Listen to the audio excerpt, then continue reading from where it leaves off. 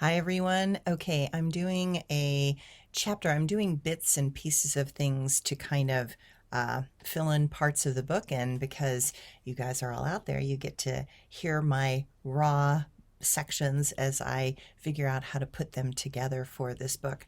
So, this one today is called Confrontation and the Empowerment That Comes from Being Willing to Do Battle. Was he sulking or was it anger? I was never sure with my father's moods.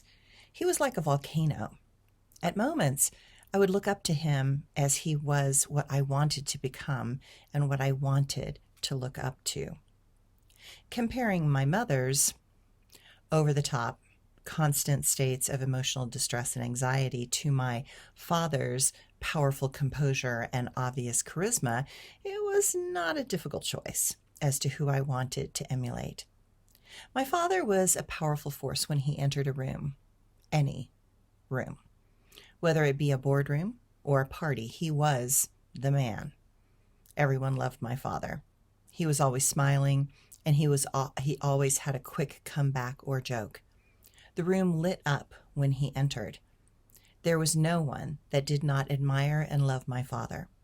Not only was he smart, but he was a very good guy. He had a level of commitment and follow through that I hoped also to emulate and show in this world. His word counted for a lot. Unbeknownst to me, he was actually understated for all of the influence and power that he managed to carry on his very broad shoulders. Most of what he did and who he was is still a mystery and will remain a mystery forever. Very few people would ever really know who my father was deep inside. My father was one of those major players during the Cold War. He and his cohorts had a level of security and kept the top secrets of the United States in such high regard that they all died with those secrets. I respected my father. I always respected him, even when I did not know what he actually did until I lived in Berlin. There was always an air of mystery that surrounded him. Having him as a father honed my intuitive skills because I lived in a house of secrets with uncomfortable dramas that were forever pulling at the tenuous threads that kept our family together. I am pretty sure that my father kept much from my mother as well. That was because she was always on the edge of a nervous breakdown. Most of the wives of the men my father worked with were all raging alcoholics. My mother, fortunately, never really went in that direction, probably because she was too much of a control freak. And that probably saved us all, if I really look at it. I had lived with a father who was constantly gone, or at least 6+ months out of the year he was unavailable to be reached by phone or letter. And my mother held the fort together in the most obvious ways that allowed for our reality to look, from the outside, fairly normal. But there was no way that so many secrets could be hidden and kept without them creating in me a type of intuitive curiosity and a desire to get to the bottom of things. Like I said, my father was like a volcano. You look up to the power and magnitude of a volcano. It has a perfect cone shape. It has a white and startlingly brilliant top that draws your attention. But we admire a volcano more than regular mountains because it is alive. It shakes and rattles the ground under your feet, and it will occasionally blow its top.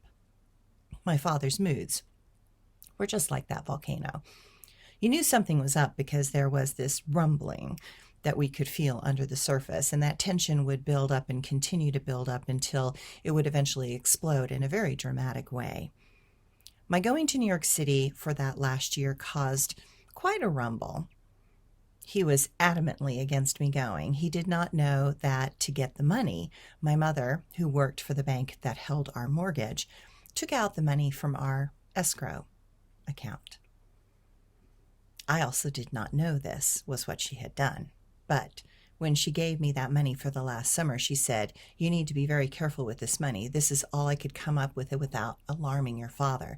So be very careful and do not squander it while you are in New York." And I had not. I even came back with a few $100s from that last adventure at SAB. But now, to get this job in Berlin, and my father cannot see, now I get this job in Berlin, and my father cannot seem to decide if he wants to be proud of me or pissed that I was not going to go to college. School was the most important thing to him. Ballet was some frivolous hobby that would really not go anywhere nor pay me what I needed to survive. Once I got back to New York, my mother and I were a flurry of emotion. There was so much to do and many layers to address just to get myself organized enough to get to Berlin. So much was an unknown and answers were not very forthcoming. It was difficult to get answers to basic questions from the Berlin Ballet about cost of living in Berlin, what the salary was going to be for me there, etc. I did not have a signed contract from the Berlin Ballet, and this made my father very nervous. We finally got a signed letter of intent, meaning that once I got there, they promised that I would have a position. This did not exactly satisfy my exacting father, but it was enough for him to back off of trying to dissuade me from going. He had been skulking about for weeks and in quite a sullen mood. When he finally came up to me after dinner and did so with a serious look on his face and a tone that could cut steel, he said, "I am giving you a gold American Express card. This is not a plaything. This is only to be used in an emergency. Do you understand? Let me define an emergency. If I call you and tell you to get out of Berlin immediately, I want you to drop everything, leave all your possessions, grab the basics, your purse, your passport, and this card, and go to the airport and buy the first plane ticket out of Berlin. I do not care about the cost of that ticket. Get the first ticket you can and go anywhere in Europe. Just get out of Berlin. Do you understand? Are you clear about what I am asking you?" Stunned, I stand there with my mouth open and nod my head in agreement. But that was not good enough for him in that current mood.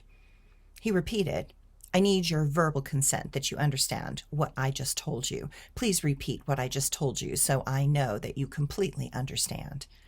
I repeat his statement and I say everything that he said with the same determination and tone that he exercised in that moment. Fortunately, I have sort of a photographic recall for things spoken and music. Satisfied, he nodded in agreement that I had done a satisfactory rendition of his statement. Then with equal solemnity, he pulls out an envelope and hands it to me. He says, "Inside is $1,000 in cash. You are going to need some money once you get there and get things set up. Just know that I do not approve of your choice, nor do I think this is a wise move for you. But I know I can't stop you. But know this, until you come to your senses and let go of this childish ballerina dream, this will be the last money you ever get from me. Ever. Also, inside is a round-trip ticket for you to come home when you realize how foolish and selfish you are being. This is also the last plane ticket I will buy for you. This choice is yours and yours alone. You will have to live with the consequences of your actions. You will have to learn the hard way for this grown-up lesson to make any sense. Life is not a ballet. Life is not a stage. Life is work and effort, and life requires you to put childish dreams aside. You clearly have not yet figured that out yet. But I believe you will eventually come to your senses and come home and go back to school." He hands me the envelope with the ticket and the money, and in that moment, I know that I will never ask my father for money ever again. I recognize that I would rather starve than ask him for money and get this type of tongue lashing every time. Besides, I knew deep inside that I could and would survive. I even arrogantly believed that I would thrive and fly. But I knew that I would not share my failures with him. I knew I would only share my successes with him, and I understood that those successes might not feel like a win in his book. In that moment, I reflected on an argument that I had with my father when I was about 13 years old. He was again screaming at me because he did not want me to do ballet. He was saying, "Do you know how many little girls want to be famous ballerinas and how many really make it? This is a huge waste of money and time. And for what? For you to perpetuate some illusion that is fleeting and will never generate financial security?" But deep inside, there was a fire that burned bright. even back then. I knew that my father did not respect weakness, and I knew that I had to stand up to my father, because what I wanted the most from him was his respect. He did not respect my mother, nor did he really respect women in general. He lumped us all together in a sort of category of either stupid kids or crazy women. I stood my ground and looked him right in the eyes, my hands on my hips, my feet spread apart, hip width apart, and with a fire in my eyes and a force stronger than my body, I said, "Dad, I don't want to become an old woman saying I could have been a famous ballerina if my father had just let me. You know why I don't want to be that old woman? Because that would mean that I would have hated you for my whole life. And I do not want to hate you for the rest of my life. Ballet is a young person's profession. We all know that we cannot dance forever. We know that eventually our body will fall apart and we have to change professions. But I want to have that be my choice, not yours. This is my life, not yours. If it is my mistake to make, it will be mine and mine alone. It is a terrible thing you do to try to tear down a person's dream. I would never do that to you because I love you. If you continue to do this, it tells me that you do not love me and that you never did love me. And that is a terrible thought that I do not want to believe." I remember his tirade stopped suddenly with a shock registering on his face. He heard me. He got it. He was stunned at my clarity, and he could not further bully me without me coming to a conclusion that was not true. And that conclusion was, to me, his actions meant that he actually did not love me. And I saw in his face that me believing that he did not love me was a thought that would torture him. And he was not quite ready to risk that. That conversation ended then and there. We both walked away. His volcano had blown its top, but he did not know that standing next to him was another volcano. He had just met his match, and while I felt that in that moment I was vindicated and right, I also knew that deep inside my father was a very sensitive and caring dad. I knew that he saw the spark and light inside me. I knew that he just wanted to direct its course. But I have always been a light that was guided not by the hands and minds of others. I have been a light that was guided by impulse, inspiration, passion, determination, and truth. Even as a young person, I knew that I could never give up my own truth. I could never sell myself out for some sort of fame and fortune. And I would never be able to not stand up to those that wanted to use their power to gain an unfortunate advantage over others. I was going to Berlin. I was going to claim my dream. I was going to find where I belonged. I was going to become some manifestation of the light and love that I carried inside. I would not let my father's projections stop me. Little did I know that my father's resistance was setting the stage for something that would become the rudder on my ship. I was learning to believe in myself regardless of how much resistance I encountered. I was learning to believe in something inside that was greater than my body and more powerful than my own ego. There was a truth inside me that was awake and would guide me through many more challenges and adventures. She was fearless in the face of fear. She was powerful in the face of those with fame and fortune. She was ancient and understood the nature of humanity and how this world grows and evolves. And now she knew that she was ready for whatever Berlin was going to offer up.